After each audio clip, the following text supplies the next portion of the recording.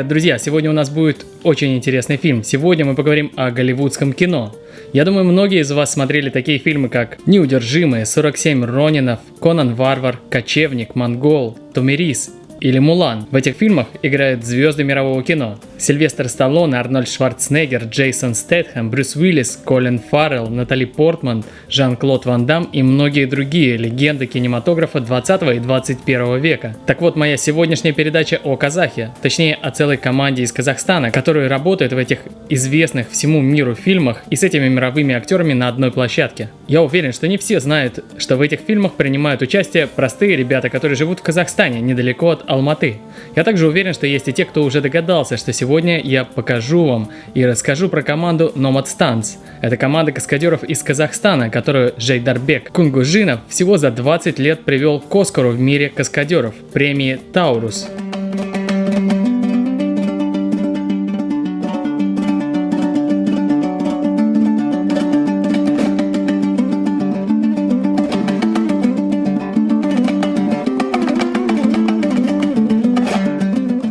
Как же это произошло, в чем секрет успеха и какую цену пришлось заплатить Жайдарбеку и его команде за такой феноменальный успех? Как это возможно из циркового артиста стать каскадером, а затем и актером в фильме, который снимает Дисней? Обо всем этом, а возможно даже и немного больше, я постараюсь вам сегодня рассказать и показать. Поэтому давайте начинать. Мы изучаем Казахстан с 2017 года и за это время открыли очень много неординарных, сильных духом людей.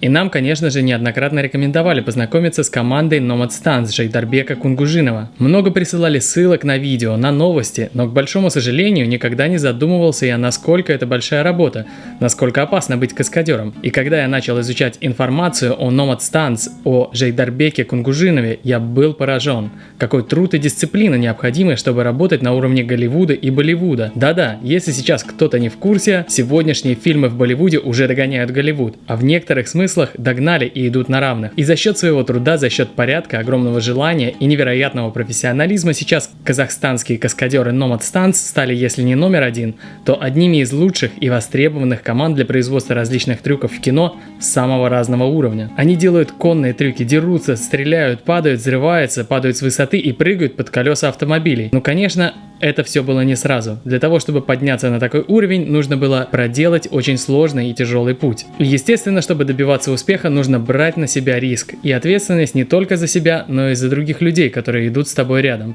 Жайдарбек Кунгужинов родился в поселке Октябрьский, что в Чарском районе Семипалатинской, теперь Восточно-Казахстанской области. Это очень маленький поселок, и даже автобус из районного центра заезжал летом раз в день, а зимой 2 раза в неделю. Семья у нас была большая. Я 11-й ребенок среди 12 детей. Первый раз настоящий город я увидел в 14 лет. Второй раз попал туда, когда уходил в армию. Родителей к тому времени уже не было. Матери не стало, когда мне исполнилось 18. Отец скончался 4 годами ранее. Меня сразу отправили в горячую точку, на Горный Карабах.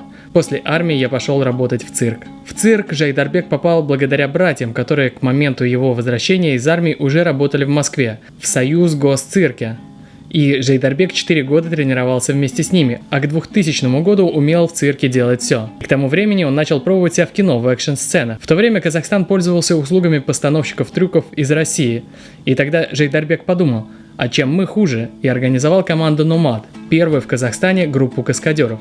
Казахстанско-американский блокбастер «Кочевник» стал первым фильмом, в котором появились молодые артисты. Когда меня представили голливудским актером как руководителя группы каскадеров, а Марку Дагаскасу как его дублера, был, прямо скажем, небольшой шок. Потом пришлось дублировать всех 4 голливудских актеров. Спал всего по 3-4 часа в сутки. Скинул в весе, выглядел как мальчишка, но это стоило того. Я попал на заметку Сергею Бодрову. Он пригласил меня постановщиком трюков в ленту «Монгол». Это уже была большая картина, где снимались ведущие актеры мирового кинематографа. Но после фильма «Волкодав» Жайдарбеку позвонил австралийский продюсер Питер Уир. В его фильме «Путь домой» нужно было дублировать Эда Харриса и Колина Фаррелла. Работа Nomad Stunts была настолько впечатляющей, что сразу после выхода этого фильма Жайдарбеку посыпались предложения из самых разных уголков планеты. Одним из самых ярких фильмов можно назвать фильм «Неудержимые». Честно, я вот не знаю, каково это оказаться на одной площадке съемочной с кумирами детства. Но это была уже не первая картина. Я уже работал с Натали Портман, Джеймсом Франко, Колин Фаррелл, Эд Харрис. то есть многими актерами Голливуда.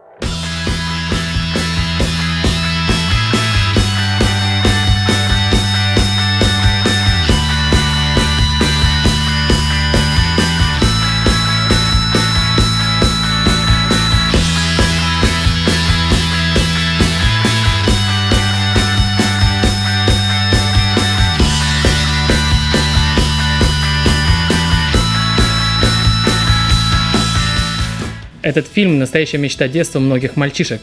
Только подумайте, все самые крутые герои, самые крутые мужики в одном фильме.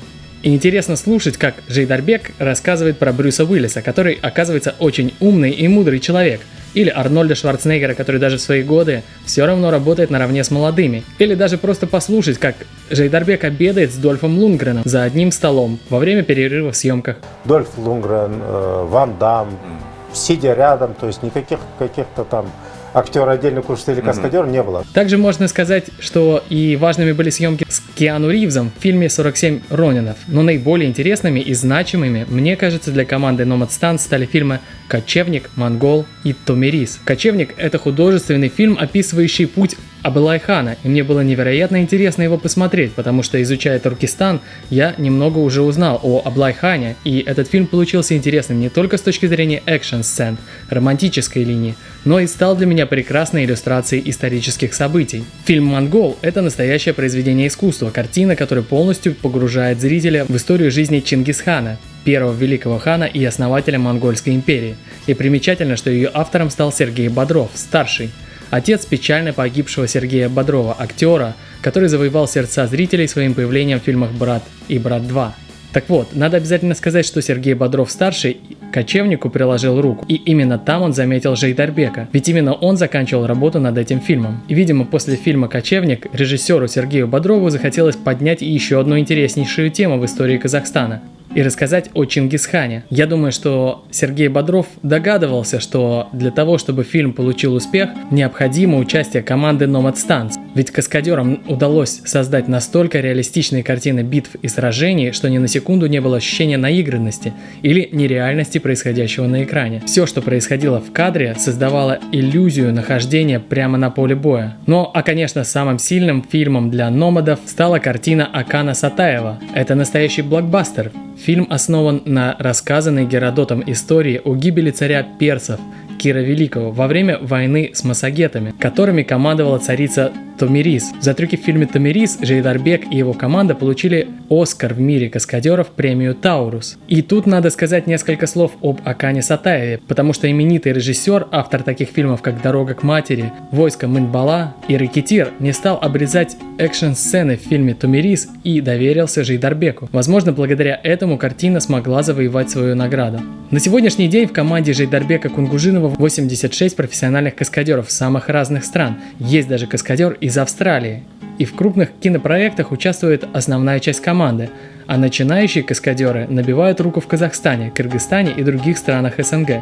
А спустя 3-4 года их уже отправляют работать в Голливуд или в Болливуд. Я понимаю, что у многих сейчас возник вопрос, а в чем же секрет Жейдарбека и Nomadstance? На самом деле, создатель одной из лучших каскадерских команд не скрывает. Секрет в дисциплине, трудолюбии и профессионализме. Жейдарбек скромный человек, всего в жизни добился трудом и работой над собой.